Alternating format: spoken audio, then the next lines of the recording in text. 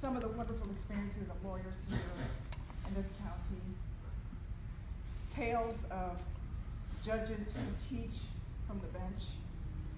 And while I have not been a member of the bar for 50 years, 50 and I are very intimately acquainted at this point. So the district court judge's bench and I are the same age. But I'm really excited and honored that I had the opportunity to come this way, to really receive the tutelage of the people who sit here before us, those who've gone before us, and you here in the audience. I'm also excited that Cumberland County, yes, is one of the oldest counties in the state, yes, had one of the first district court benches in the state, but also has been a real trailblazer in the jurisprudence across the state of North Carolina, in the areas of criminal law, certainly in family law. If you all recall, not 50 years ago, but some time ago, it was really Cumberland County that had a number of residential treatment centers. Juveniles were being transported from across the state to receive treatment here.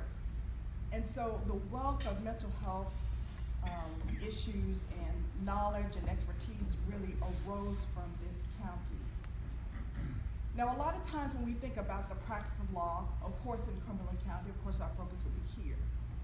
But the impact of lawyers here in Cumberland County across the state is just absolutely amazing.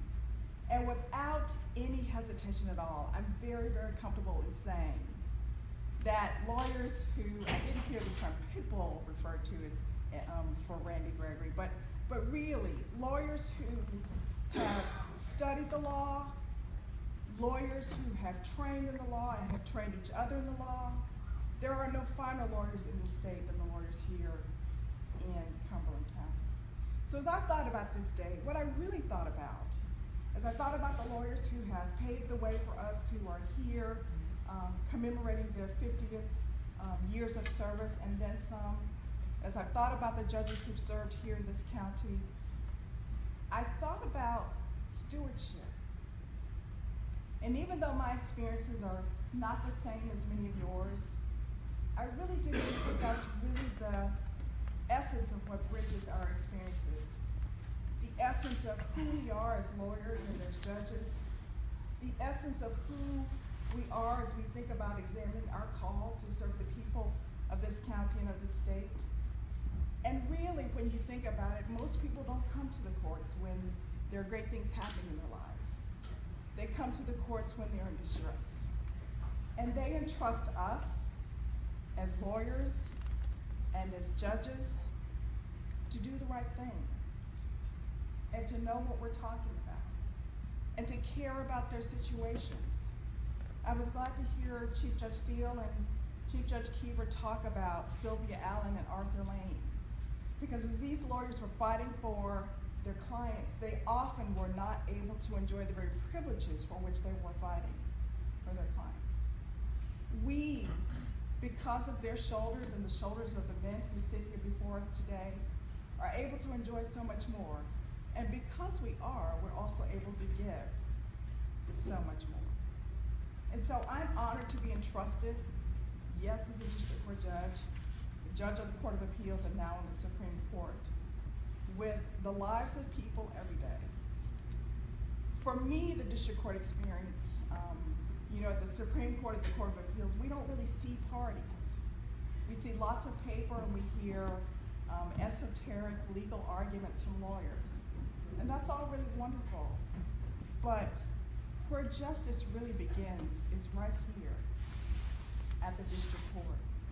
Justice begins as you represent your clients, as people come to you often not really knowing where to turn or even how to articulate the problems that they're faced with. But they entrust you and they entrust me. And so I'm grateful that I had the opportunity to see the conflicts and be a part of it, and to really think about the basic human needs and essence of who people are when they come to us and how we respond to them, yes, as people, but also as lawyers and as judges. lawyers have really been the backbone of this district court here in Cumberland County. And yes, lawyers make good judges, but also lawyers make judges good. Courthouse personnel and support staff make judges good. And law enforcement officers make judges good when they're good. And so it's so important for us as members of the judiciary to be mindful that every single case that comes before the court, whether it's the district court or the Supreme Court, and frankly, it's probably even more important for us to be mindful of the Supreme Court since we don't see the people, that people's problems are serious and that they may not seem so serious to us as we hear them but for some folks, the problems are such that just a little bit of resolution makes a difference between making it from one day to the next. That's a lot that we've been entrusted with.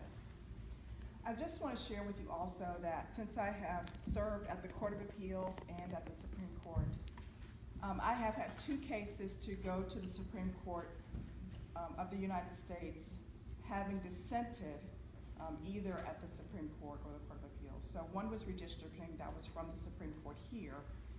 And then the other one was a juvenile case when I served on the Court of Appeals. In fact, it was my very first panel of serving on the Court of Appeals in 2009. It was a juvenile case out of Orange County, and I will spare you the details, but I will tell you this. It was about a young man who was 13 years old, special education student, who had been asked to come to a room at the school by the assistant principal, a school resource officer, and the officer who later arrested him. And he was not given his Miranda rights, or as in North Carolina, you know, we also have juvenile Miranda rights, which means that a child has the opportunity to have a parent present if he or she desires. Well, the issue in this case was whether or not this child was in custody, being enclosed in this room with these adults.